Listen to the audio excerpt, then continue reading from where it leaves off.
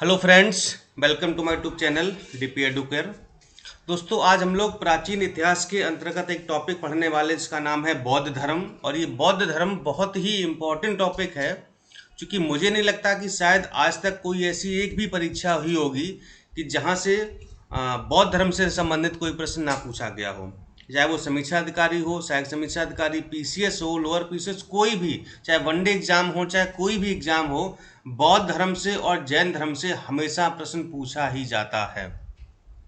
बहुत ही important topic है प्राचीन इतिहास का। तो इसके बारे में हम लोग इसके प्रमुख तथ्यों पर, प्रमुख बातों पर ध्यान देंगे, उस पर प्रकाश डालेंगे, ताकि परीक्षा में अगर इससे संबंधित कोई प्रश्न आता है तो फिर वो गलत नहीं होना चाहिए। ठीक है दोस्तों, बौद्ध धर्म के बारे में, बौद्ध का कहाँ जन्म हुआ और कैसे उनकी मृत्यु हुई, बीच का पूरा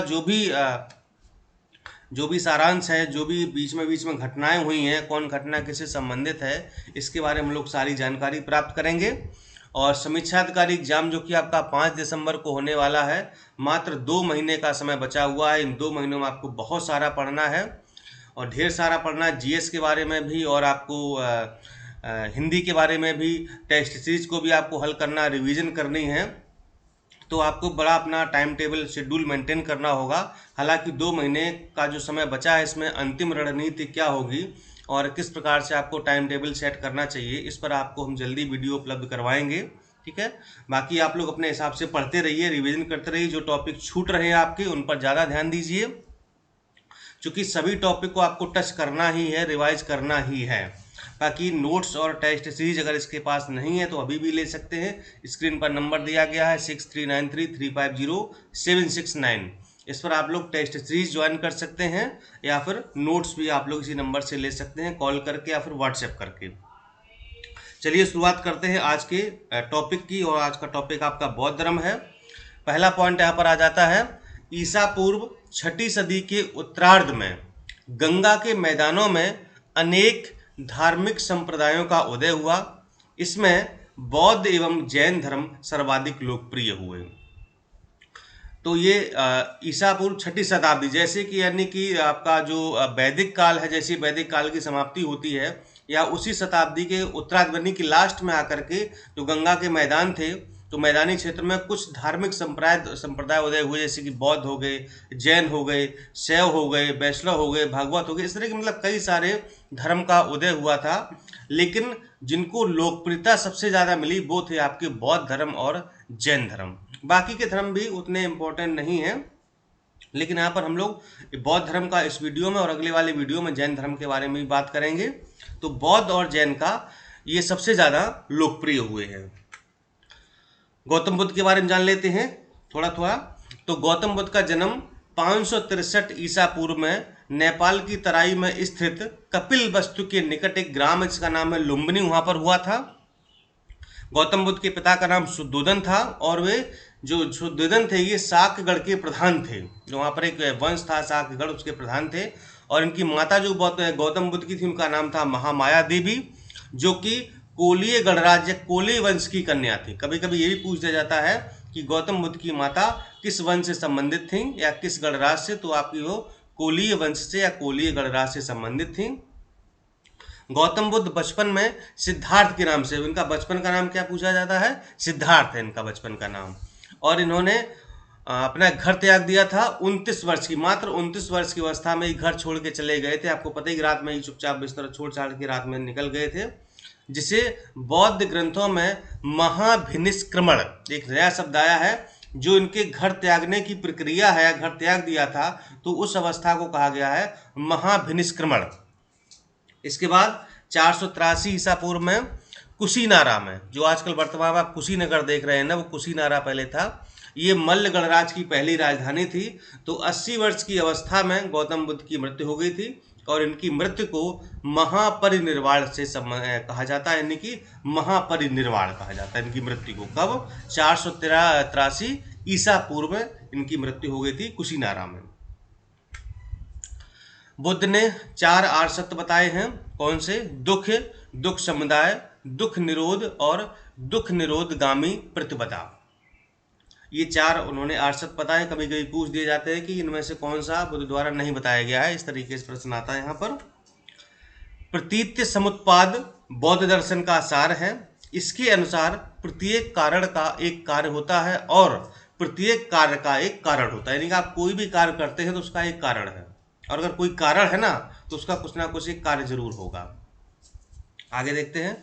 बौद्धकालीन त्रिरत्न बुद्ध, संघ तथा धम्म थे, यानी बुद्ध काल में जो त्रिरत्न थे जिनको कहा जाता है उसमें बुद्ध, संघ और धम्म शामिल थे। बौद्ध दर्शन का स्वरूप अनात्मवादी, क्षणिकवादी, अनीश्वरवादी, पुनर्जन्म में विश्वास करता है। इन्होंने वैदिक धर्म को अस्वीकार कर दिया था, यानी कि गौतम बुद्ध ने वैदिक धर्म को नहीं माना था, लेकिन ये पुनर्जन्म में बौद्ध धर्म विश्वास करता है। बुद्ध को शासकों द्वारा कुछ विहार प्रदान किए गए थे, यानी कि उस समय के जो शासक थे उनके काल के, तो उन्होंने कुछ इनको विहार दिए थे रहने के लिए या अपने उपदेशों को देने के लिए, या पर वहाँ पर जो भी अपना जो भी बना सकें वहाँ पर रह सकें उसके लिए विहार दिए थे। तो ये हैं, बिम्बिसार ने वेणुवन विहार दिया था, प्रसेनजित ने पुब्बाराम विहार दिया था, लिच्छवी ने कुटाग्रशाला विहार दिया था और अनाथ पिंडक ने जेतवन विहार दिया था। तो ये भी कभी कभी मिलाने को आ जाता है, कभी कभी डायरेक्ट प्रश्न आ जाता है कि इस विहार को किसने जो है दान में दिया था, या इस शासक के इस बिम्बिसार ने गौतम बुद्ध को कौन सा विहार दान में दिया था। इस तरीके से प्रश्न बन जाता है।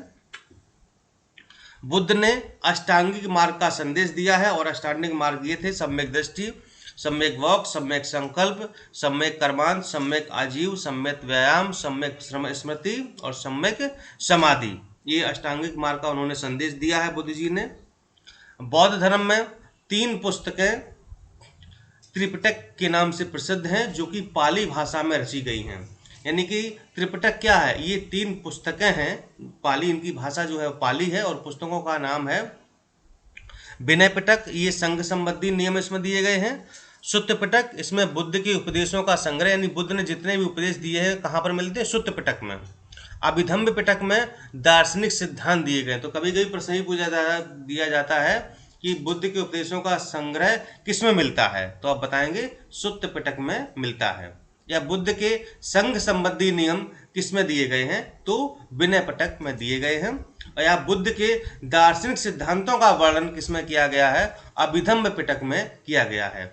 या जो बौद्ध धर्म में त्रिपिटक को किस नाम से जाना जाता है, तो फिर ये तीनों नाम होंगे, जिसमें 3 पिटकों को शामिल किया गया है, 3 पुस्तकों को शामिल किया गया है, और जिनकी भाषा आपकी पाली है। बुद्ध ने सर्वाधिक उपदेश कोसल देश की राजधानी श्रावस्ती में दिए थे। जो इनके सबसे ज़्यादा उपदेश हैं वो कहाँ पर हैं? श्रावस्ती में हैं। गौतम बुद्ध द्वारा अपने धर्म में दीक्षित किया जाने वाला अंतिम व्यक्ति सुबुद्ध था। ये उनका जो दामाद था, तो सबसे पहले इसी को दीक्षित किया था इन्होंने। बौद्ध दर्शन में 4 बौद्ध संगीतियों का विवरण मिलता है।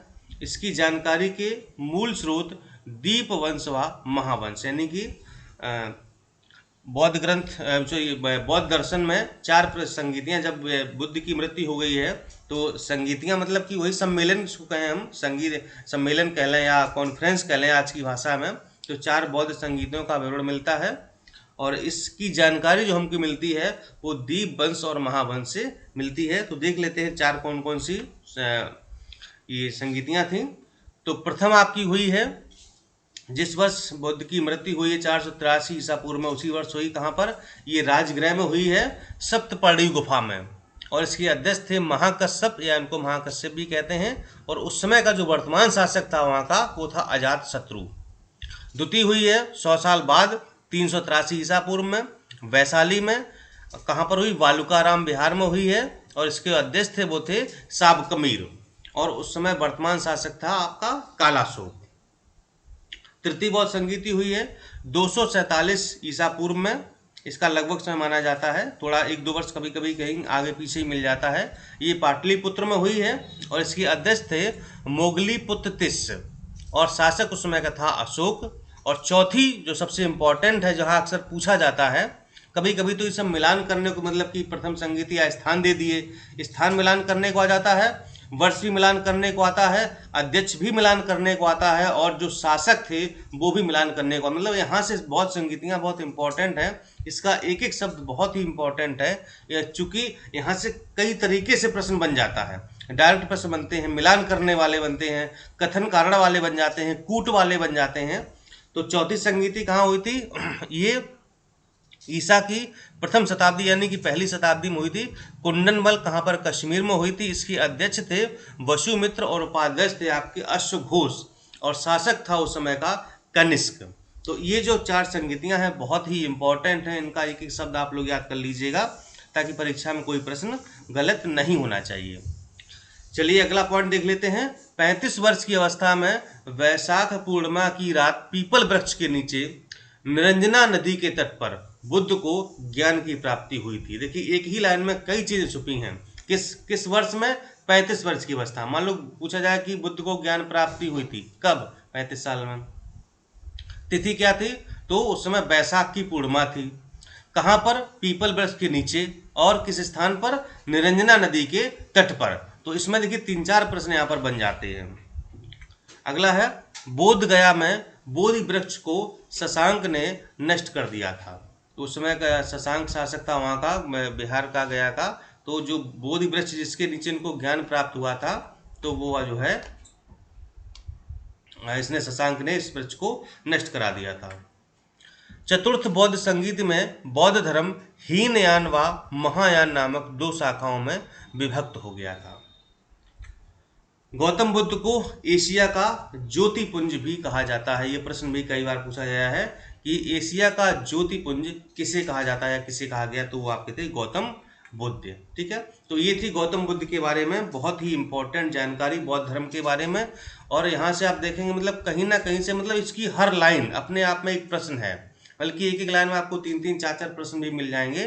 तो इसलिए आप लोग उसको अच्छे से पढ़ लीजिएगा। अगर कुछ इंपॉर्टेंट नोट करना हो तो नोट भी कर सकते हैं आप लोग, ताकि परीक्षा के टाइम पे आपको रिवीजन करने में कोई प्रॉब्लम ना हो। ठीक है दोस्तों, तो कैसा लगा आज का वीडियो जरूर बताइएगा, और आप किस तरह से पढ़ना चाहते हैं और क्या क्या आपको चाहिए मटेरियल, वो भी आप लोग कमेंट में जरूर बताइएगा ताकि हम आपको उसी हिसाब से प्रोवाइड करा सकें। नमस्कार, धन्यवाद, जय हिंद, जय भारत।